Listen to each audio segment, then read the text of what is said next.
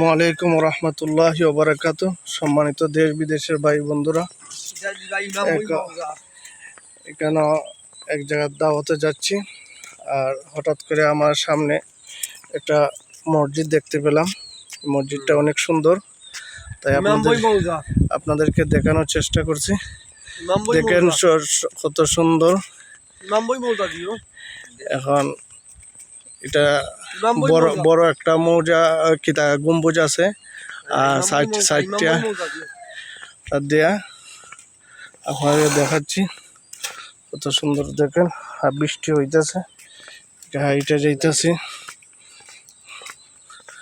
আপনার কেমন হলো আপনার কমেন্টে জানাবেন সবাই। অনেক সুন্দর মসজিদ, বোঝা যায় তা বিদেশি মসজিদের মতন। ওকে ওকে,